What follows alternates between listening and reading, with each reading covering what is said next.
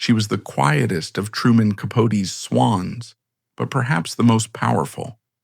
Jane Engelhard, the queen of post-war New York society, was a timeless icon whose life seemed a masterpiece. Yet this glittering world was a gilded cage, and its foundations were deeply morally complex. To understand the woman who commanded a culture with a whisper, we must look beyond the haute couture and expensive jewelry to her troubled past as a young widow fleeing Nazi Germany and the controversial source of her vast fortune, the gold mines of apartheid South Africa. To the public, she was the impeccably dressed wife of the magnate Charles W. Engelhard Jr., a man so rich he was rumored to be the real-life inspiration for the James Bond villain, Auric Goldfinger. She was a permanent fixture on the best-dressed list, a quiet, graceful presence at the most exclusive galas and balls, but behind the perfectly coiffed hair, the priceless jewels, and the serene smile, there was a story of immense complexity. It was a story that began not in the grand salons of New York, but in a modest New England town, and a story whose foundation was built not just on American industry, but on the controversial blood-soaked gold of apartheid-era South Africa. This is the story of how a woman becomes a queen in a city that has no king. It is a deep dive into the making of a society icon, exploring the glittering world she inhabited, the powerful and complicated man she married, and the often overlooked early life that forged the quiet resilience she would need to navigate the gilded cage she was about to enter. To understand Jane Engelhard, you must first understand the intricate, often brutal, ecosystem she was destined to conquer. The New York of the post-war era was the undisputed capital of the Western world. It was a city humming with the energy of victory, economic boom, and limitless ambition. On its streets, fortunes were being made in finance, industry, and advertising at an unprecedented rate. And at the very top of this pyramid of power and wealth existed a world unto itself, high society. This was not a world you could simply buy your way into. While money was the essential ticket for admission, it was far from the only requirement. It was a complex web of lineage, connections, and unwritten rules. There was a fierce distinction between old money, families like the Astors, Vanderbilts, and Whitneys, who had been wealthy for generations, and the nouveau riche, the newly wealthy who were often viewed with suspicion. To truly belong, one needed the right pedigree, to have attended the right Ivy League schools, to belong to the right exclusive clubs like the Knickerbocker or the Colony Club, and to summer in the right places like Newport, Rhode Island, or the Hamptons. The social season was a rigid calendar of rituals. There were the opera openings in the fall, the charity balls at the Plaza Hotel in the winter, gallery openings in the spring, and horse races in the summer. Each event was a battlefield of style and status, where women displayed their husbands' wealth through their couture gowns and jaw-dropping jewelry. It was a performance, and the entire city was the stage. The high priestesses of this world were the society columnists and fashion editors. Figures like Eugenia Shepherd of the New York Herald Tribune and Diana Vreeland of Harper's Bazaar and Vogue were the kingmakers. A favorable mention in their columns could elevate a socialite to stardom. A negative one, or worse, being ignored entirely, could be social death. Their weapon of choice was the International Best Dressed. Founded in 1940 by fashion publicist Eleanor Lambert, this list was not a frivolous piece of fluff. It was the definitive annual ranking of the world's most stylish women. To be on the list was to have officially arrived. It was a declaration that you were not just rich, but that you possessed the taste, poise, and influence to be considered social royalty. Women like Babe Paley, Gloria Guinness, and the Duchess of Windsor were its perennial stars. This was the list that Jane Engelhard would one day dominate, not with flamboyant trends, but with a quiet, powerful, and timeless elegance. But this world of glamour had a dark side.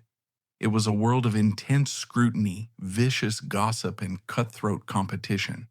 Friendships were often strategic alliances, and betrayal was common.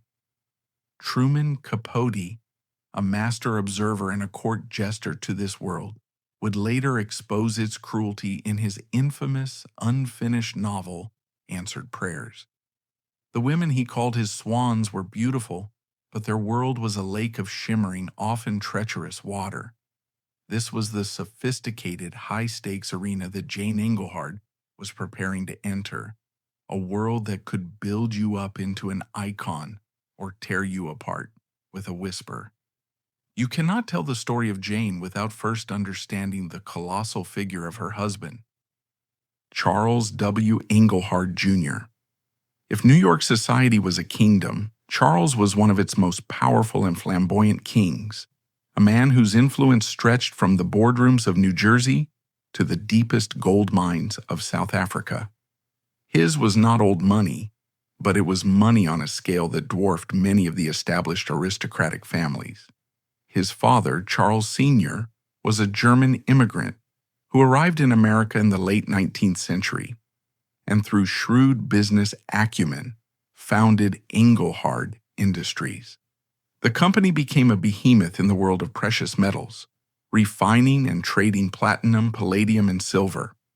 Charles Jr. inherited this industrial empire, and with a combination of charm, audacity, and ruthless ambition, expanded it into a global phenomenon. Charles Jr., or Charlie to his friends, was a man of immense appetites. He was physically imposing, with a booming voice and a personality that filled every room he entered. He was a notorious bon vivant who loved the finer things in life: fine food, expensive cigars, and most of all, horse racing. He established a world-class thoroughbred racing stable, Cragwood Stables, and in 1970, his horse Nijinsky won the English Triple Crown, a feat that had not been accomplished in 35 years. He was a celebrated figure in the elite circles of international horse racing, a sport of kings that gave him access to the European aristocracy that old money Americans coveted.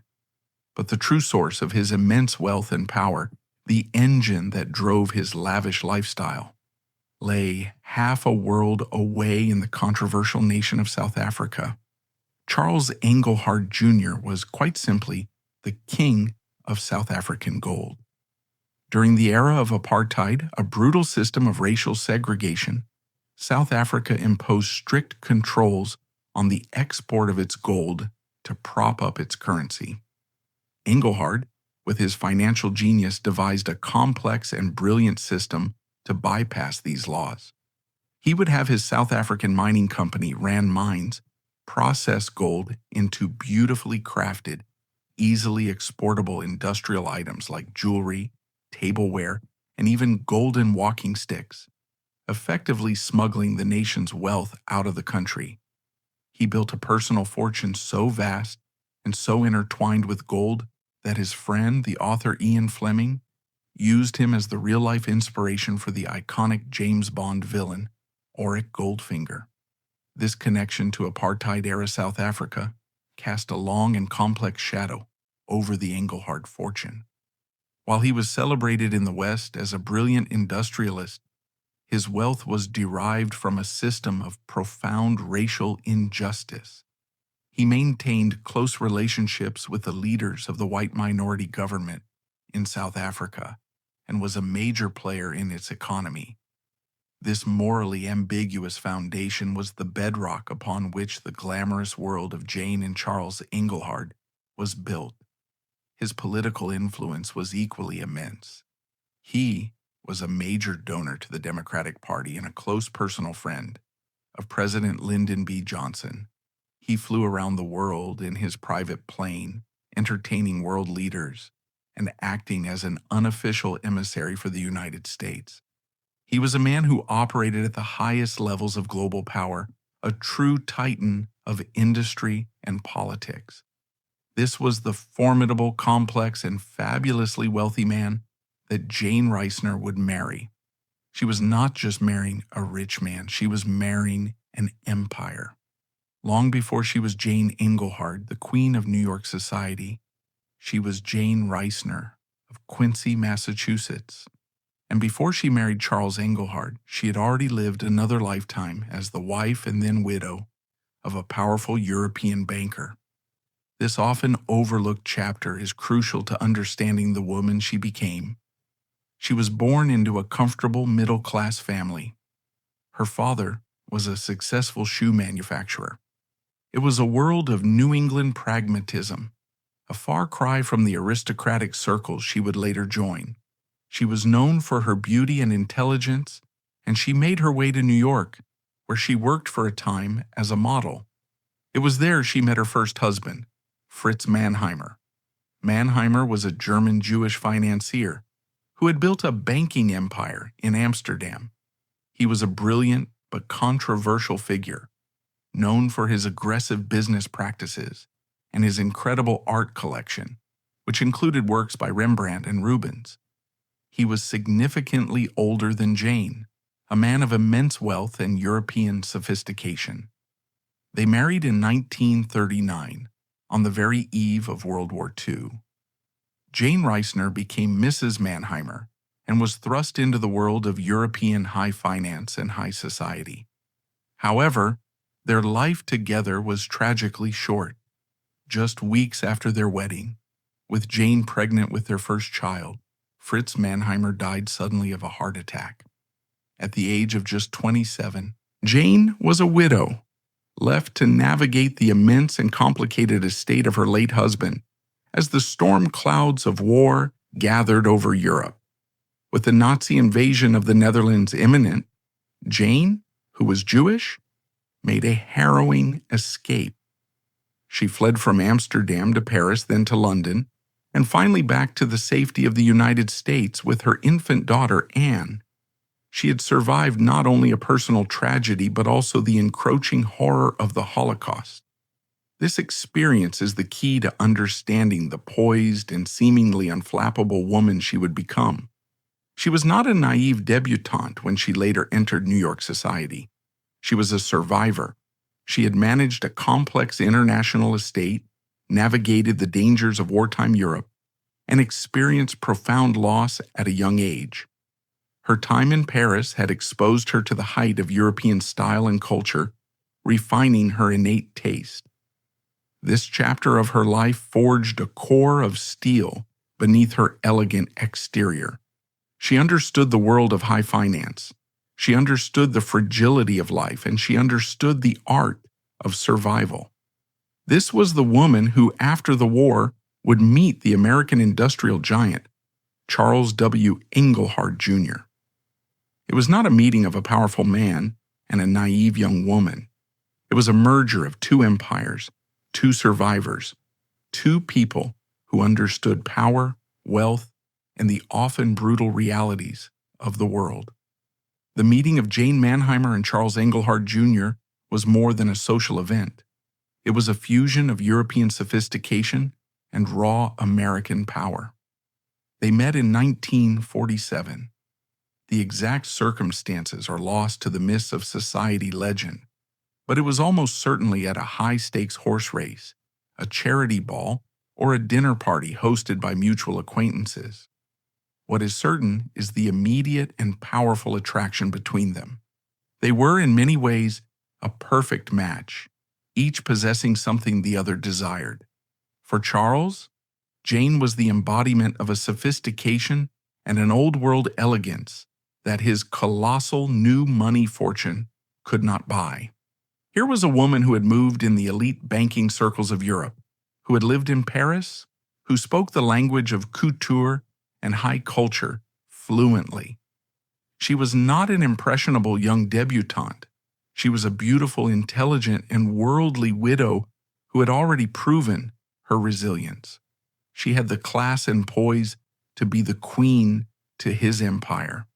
For Jane, Charles represented something equally potent: security, power, and a platform on an unimaginable scale. She had experienced the fragility of life and fortune in wartime Europe. Charles was the opposite of fragile. He was a force of nature, a man whose ambition and influence seemed limitless. He could offer her not just a life of incredible luxury, but a return to the center of the world's stage, this time in the undisputed capital of the 20th century, New York City. Their courtship was a whirlwind affair, and their wedding in 1947 was a major social event, noted in the society columns on both sides of the Atlantic. It was more than a marriage, it was a merger. The union of Charles Engelhard's raw, industrial power and Jane Reisner Mannheimer's refined European elegance created a new entity, a true power couple poised to conquer the social world. For Jane, her life as a quiet widow was over. Her second and most famous chapter as Mrs. Jane Engelhard had just begun. Upon marrying Charles, Jane was immediately installed as the mistress of an empire, and every empire needs a palace. For the Engelhards, their primary seat of power was not a castle, but a magnificent estate in the rolling hills of Far Hills, New Jersey, named Cragwood. Cragwood was not merely a house, it was a statement. A sprawling 465-acre English-style manor that was a world unto itself. The main house was a marvel of traditional architecture and opulent interior design, overseen with meticulous care by Jane herself. The rooms were filled with priceless antiques, 18th century English furniture, and a breathtaking art collection. The Engelhards were among the world's most important art collectors, and the walls of Cragwood were adorned with masterpieces by Monet, Degas, Renoir, Gauguin, and Picasso. It was a private museum of impressionist and modern art, a testament to Jane's sophisticated taste. Outside, the estate boasted perfectly manicured gardens, a private golf course, and, most importantly to Charles, a world-class complex for his beloved thoroughbred racehorses. Cragwood Stables was a legendary name in the racing world, and the estate was often filled with trainers, jockeys, and wealthy owners who came to admire his prized animals. But Cragwood was more than a home, it was Jane's primary stage. It was here that she honed her skills as one of the most formidable hostesses of her generation. A weekend invitation to Cragwood was one of the most coveted social prizes in America. The guest lists were a masterful blend of different worlds. On any given weekend, you might find old money asters mingling with Hollywood stars, powerful politicians like Lyndon B. Johnson discussing policy with international financiers, and celebrated artists debating with European aristocrats. Jane orchestrated these gatherings with the precision of a master conductor. Every detail was flawless, from the flower arrangements to the seating charts. She had an almost magical ability to make every guest, regardless of their background, feel important. Her style of entertaining was not loud or ostentatious. It was defined by a quiet, confident elegance. It was this skill that allowed her to build a powerful network of friends and allies, transforming her home into an unofficial salon where deals were made, alliances were forged, and reputations were cemented. In addition to Cragwood, the Engelhards maintained a lavish apartment on Fifth Avenue in Manhattan, their base of operations during the city's bustling social season. They also had homes in Palm Beach, London, and South Africa. Jane moved between these worlds with an effortless grace, always the picture of perfect composure. She was building not just a home, but a court, and she was its undisputed queen. While her skill as a hostess established her influence behind the scenes, it was her public image that made Jane Engelhard a star. In the intensely competitive world of New York society, she quickly rose to become a leading figure on the one list that truly mattered, the International Best Dressed list. Her ascent was no accident. It was the result of a deliberate and brilliantly executed strategy of image creation. Jane's style was the antithesis of the loud, trend-driven fashion of many of her contemporaries. She cultivated a look of timeless, understated elegance. Her wardrobe was a carefully curated collection of couture from the greatest design houses of the era, particularly Balenciaga and Givenchy. She favored clean architectural silhouettes, luxurious fabrics like silk and tweed, and a muted color palette. Her look was one of refined simplicity, where the perfection of the cut and the quality of the material spoke louder than any flashy embellishment. She understood that true style was not about shouting for attention, but about commanding it with quiet confidence. A famous photograph from the era shows her in a simple, perfectly tailored black dress. She wears no extravagant jewelry, only a simple string of pearls. Yet her posture, her poise, and the sheer perfection of the dress make her the most captivating woman in the room. That was the essence of the Jane Engelhard look. Her relationship with jewelry was also telling. As the wife of one of the world's leading dealers in precious metals, she had access to an almost limitless collection of incredible gems. She owned the legendary Star of the East diamond, among many other priceless pieces, but she wore them with magnificent restraint. She would often wear a single spectacular brooch on the lapel of a simple suit or a stunning diamond necklace with an unadorned evening gown.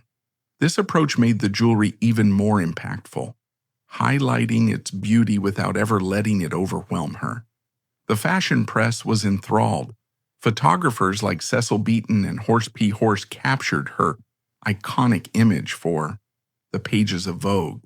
Designers considered her a muse, a living embodiment of the modern, sophisticated woman they were designing for. Her consistent presence on the best-dressed list throughout the late 1950s and 60s was not just a compliment. It was a recognition of her mastery of the language of style. In a world where a woman's appearance was her primary currency, Jane Engelhard had amassed a fortune of influence. She proved that you didn't have to be the loudest to be the most powerful voice in the room. It would be easy and incorrect to dismiss Jane Engelhard as a mere socialite, a woman concerned only with parties and fashion. Beneath the polished surface was a sharp mind and a deep sense of civic duty.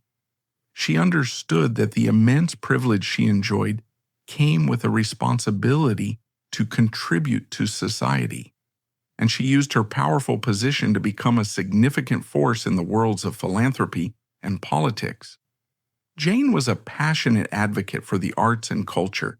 She served as a trustee for the prestigious Metropolitan Museum of Art, a role she took very seriously. She was not just a name on a letterhead. She was an active and influential member of the board, helping to guide the museum's acquisitions and exhibitions. She also dedicated significant time and resources to the New York Public Library, another cornerstone of the city's cultural life. Her support helped these institutions thrive and made their treasures accessible to millions. Her philanthropic work extended to other areas as well. She was involved with various medical charities and educational institutions, often working quietly behind the scenes to raise funds and awareness. This was the part of her life that rarely made the gossip columns, but it was a testament to her character and her belief in using her influence for the greater good. Her life was also deeply intertwined with the world of high-stakes politics.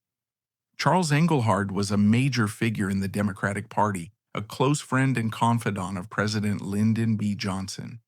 The Engelhard estate, Cragwood, became an unofficial White House annex, a place where secret meetings were held and national policy was discussed. Jane was the consummate political hostess. She presided over these gatherings with grace and intelligence, creating an atmosphere where powerful men felt comfortable speaking freely. She was known to be a keen listener and an astute observer of the political landscape.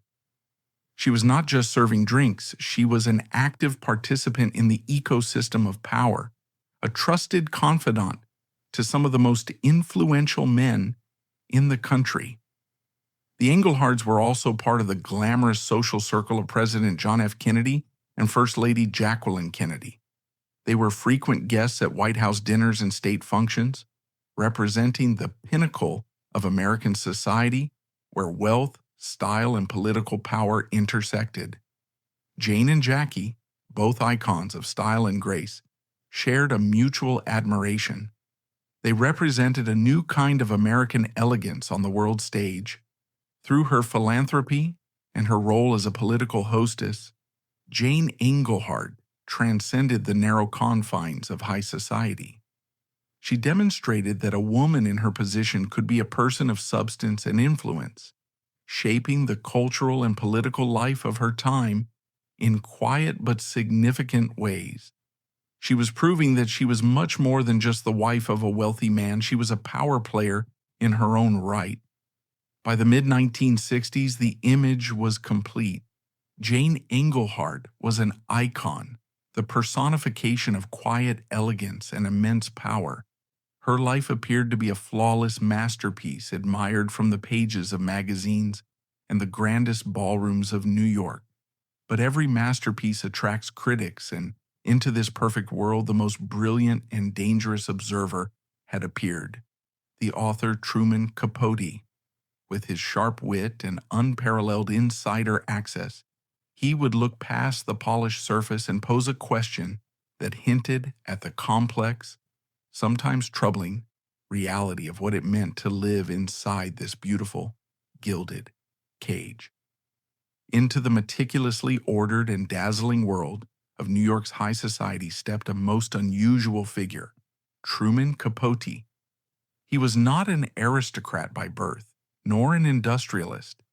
He was a writer, a literary genius from the American South with a sharp, witty tongue and an almost supernatural ability to charm his way into the most exclusive circles in the world. By the late 1950s and 60s, following the success of novels like Breakfast at Tiffany's, Capote had become the ultimate social insider. He was the court jester to the queens of New York. He was their confidant, their pet, the one they would tell their darkest secrets to over long boozy lunches at La Côte Basque. He was funny. He was a brilliant gossip, and he made them feel interesting. He gave these women, who were often defined solely by their husband's wealth, a sense of intellectual and artistic validation. He dubbed his inner circle of impossibly chic and powerful female friends his Swans. This flock included legends like Babe Paley, the wife of the CBS chairman and the era's undisputed style icon, Slim Keith, a Californian beauty who had married into British aristocracy, CZ Guest, the all-American equestrian and gardening guru, and Gloria Guinness. These women were the core of his social universe. He adored them, he studied them, and, as the world would later discover, he was secretly documenting their every move, their every confession. Jane Engelhard was not part of Capote's innermost circle of swans. She was perhaps too private, too guarded for his intimate games. But she was undeniably a major figure in the world he inhabited, and he observed her with the keen eye of a social anthropologist. Their paths crossed at galas, at dinners, and most notably at a party at the Engelhard's lavish winter estate in Palm Beach. Imagine the scene. A warm Florida evening, the air thick with the scent of jasmine and money. The Engelhard home is ablaze with light, filled with the powerful and the beautiful. And in the middle of it all is Capote, a small man with a high-pitched voice holding a drink, his eyes darting around, absorbing everything. He watches Jane Engelhard move through the room, the perfect hostess, greeting a senator here an artist there, a duchess from Europe. He sees the impeccable Balenciaga gown, the cascade of diamonds at her throat. He sees the serene, almost impenetrable smile, and he files it all away. He was collecting data for what he believed would be his masterpiece, an explosive tell-all novel about the secret lives of his swans titled Answered Prayers. It was this project that would ultimately lead to his social exile, but it was also the lens through which he viewed everyone, including Jane. Years later, when reflecting on the grand hostesses of that era, Truman Capote would deliver his famously enigmatic verdict on Jane Engelhard. Jane was covered in gold all her life, and so were the stories she told. It's a stunning quote with many layers of meaning. To understand Jane Engelhard, we must decipher what Truman Capote, a master of observation, really meant. Let's start with the first part. She was covered in gold all her life. At first glance, this is just a truism. The Engelhards' vast fortune was built on precious metals. Gold was the source of their power and the foundation of their lavish lifestyle. Jane wore gold jewelry, lived in rooms that sparkled with gold, and walked in a world where everything was shiny and glittering. But Capote, of course, meant more than that. To be covered in gold is also to be insulated, to be protected. The Engelhard wealth was a kind of armor. It shielded her from the mundane worries of everyday life, bills, budgets, the daily grind. It allowed her to exist on a different plane, a world of art, philanthropy, and perfectly planned social events. But this golden armor could also be a cage. It could isolate a person from authentic human experience, creating a barrier between them and the rest of the world. Did the gold that adorned her also weigh her down? Did it prevent genuine connection, replacing it with the formal transactional relationships of high society? This leads us to the second, more cutting part of the quote, and so were the stories she told. This is where Capote inserts his stiletto. To say someone's stories are covered in gold is to suggest they are gilded, polished, and perhaps not entirely real. It implies a lack of authenticity. What could he have meant by this? There are three possibilities. The first and most charitable interpretation is that Jane simply engaged in harmless social embellishment. The art of the society hostess was, in part, the art of the storyteller. She was expected to be a charming conversationalist, to entertain her powerful guests with amusing anecdotes and witty tales. Perhaps her stories were simply polished for maximum effect, the rough edges smoothed over to create a more pleasing narrative, much like a piece of gold is polished to a high shine. In this reading, Capote is simply noting her skill as a raconteur in a world that valued performance. The second possibility is more complex. Perhaps the golden stories refer to the creation of a carefully curated public persona. In a world of intense scrutiny, where every outfit and every word was judged, Jane may have felt the need to present a flawless, golden version of her life to the world. This would be a life free of struggle, doubt, or imperfection. The stories she told then would be part of a larger narrative of effortless perfection, a way to protect her private self and her family from the prying eyes of the public and the gossip columns. It was a form of self-preservation, a mask of gold to hide the vulnerable human being beneath. The third and most serious interpretation is that the golden stories were a way to mask unpleasant truths. This is where the shadow of South Africa looms large. Was the constant performance of glamour, the endless cycle of parties and balls, a deliberate distraction? Was the dazzling conversation and the golden narrative of a perfect life a way to avoid confronting the uncomfortable moral questions at the heart of their fortune? In this reading, the stories were not just polished, They were a form of misdirection, a beautiful shimmering curtain drawn across a dark stage. We may never know for sure what Capote meant, but his single sharp observation forces us to look beyond the surface and question the very nature of the reality Jane Engelhard presented to the world. To be a swan in Truman Capote's world was to live a life that was, from the outside, a fairy tale. But from the inside, it was a demanding, full-time profession with immense pressure and very little room for error. The life of a society wife like Jane Engelhard was a gilded cage, beautiful and luxurious, but a cage nonetheless.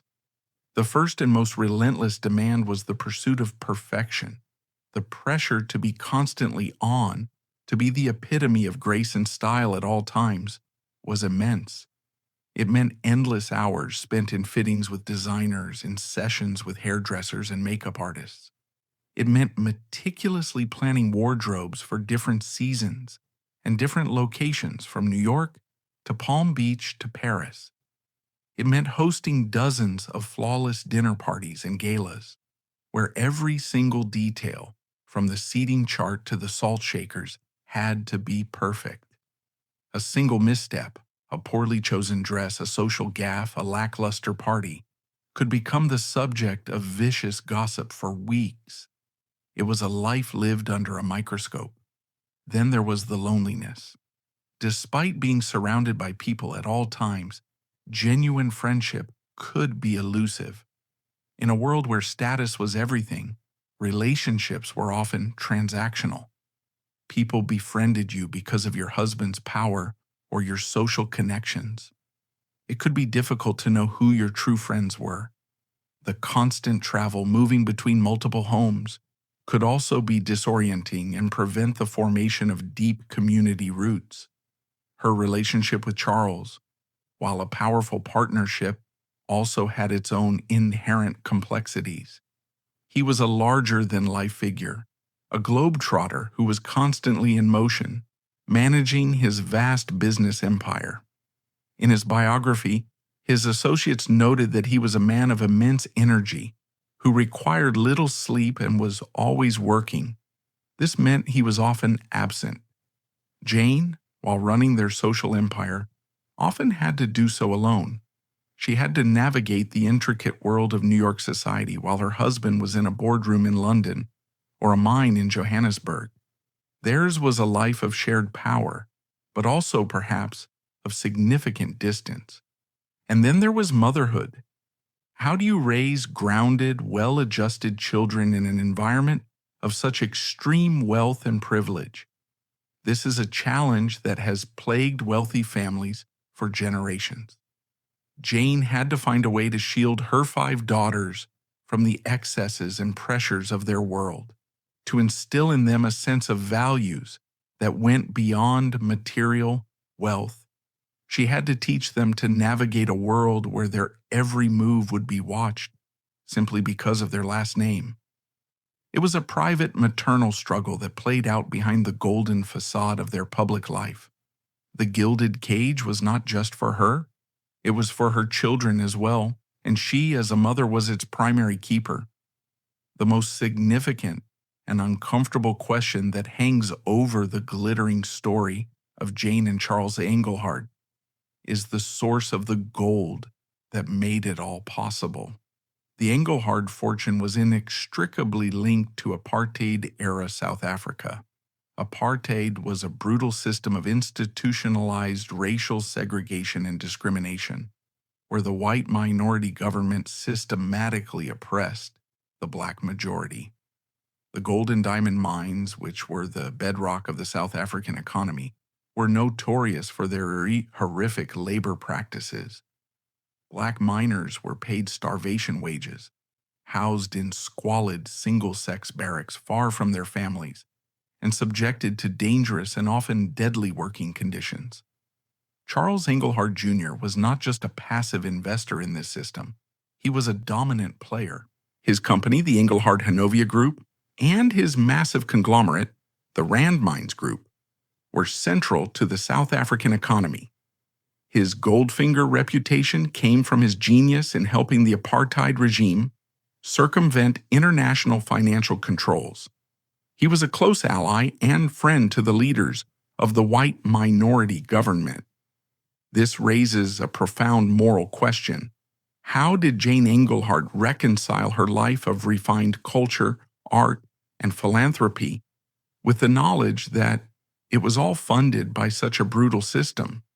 It is almost certain that she was aware of the nature of her husband's business.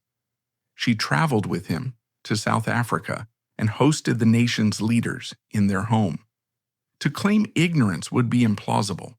It is more likely that, like many in her class and era, she practiced a form of willful blindness. It was a world where business was business, and the ethical implications of how a fortune was made were rarely discussed in polite company. The lavish parties, the charity balls, the focus on art and culture, all of this could be seen as a way to create a parallel universe, a beautiful world where the ugly realities of the source of their wealth did not have to be confronted. This is perhaps the deepest meaning of Capote's quote, "The golden stories may have been a necessary psychological mechanism to live the life she lived, to enjoy the fruits of that fortune. Perhaps she had to tell herself and the world a story that was covered in gold, a story about industry, success, and glamour, rather than a story about exploitation and racial injustice. This is not to condemn her as an individual. She was a product of her time and her class. But a full understanding of her story requires us to acknowledge this dark, complex shadow. The gilded cage was beautiful, but the bars were forged in the mines of South Africa. The life of Jane Engelhard in its full context is a powerful and unsettling case study in the intricate and often uncomfortable relationship between great wealth, high culture, and the moral compromises that can lie beneath. The life of a society queen was a constant performance, a delicate balancing act between public glamour and private pressure, between immense privilege and its moral shadows. But no performance, no matter how brilliant, can last forever. The world outside the gilded cage was changing rapidly, and the end of this unique, glittering era would be marked by one final, legendary party, followed by a sudden and profound loss that would force Jane Engelhard to step out from her husband's shadow and define the final act of her life, entirely on her own terms. On the night of November 28, 1966, the glittering world that Jane Engelhard inhabited reached its absolute zenith. It was the night of Truman Capote's legendary black and white ball at the Plaza Hotel. This was not just a party, it was a cultural coronation. To be invited was to be certified as a member of the global elite. To be left out was a social death sentence. The guest list of 540 people was a meticulously curated masterpiece of power, a blend of Capote's high society swans, Hollywood royalty, literary giants, and political power brokers. Of course, Jane and Charles Engelhard were there. They were not just guests, they were essential figures in this landscape. Jane, naturally, was the epitome of elegance, adhering to the strict black and white dress code with a masterful touch. She wore a stunning white gown by Balenciaga, adorned with a breathtaking diamond and emerald necklace. She and Charles moved through the crowded ballroom, a true power couple at the very peak of their influence. The black and white ball is now seen by many historians as the last great, unironic celebration of that particular era of American high society. It was the final brilliant flash of a world that was about to change forever. Outside the walls of the plaza, the world was in turmoil. The Vietnam War was escalating, the counterculture movement was gaining momentum, and the rigid social hierarchies that defined the world of Capote's swans were beginning to crumble. The era of unquestioned glamour and elite insulation was coming to an end. Capote himself would later symbolize this end when, in 1975, he published a chapter from his tell-all novel, Answered Prayers. The chapter, titled La Côte Basque 1965, exposed the deepest, darkest secrets of his beloved swans, thinly disguised as fiction. It was an unforgivable betrayal, and he was immediately and permanently exiled from the society he had worked so hard to penetrate. The trust was broken. The party was over. For Jane Engelhard and the world she ruled, the golden afternoon was beginning to fade into a long, uncertain twilight. The symbolic end of the era was followed for Jane by a much more personal and devastating end.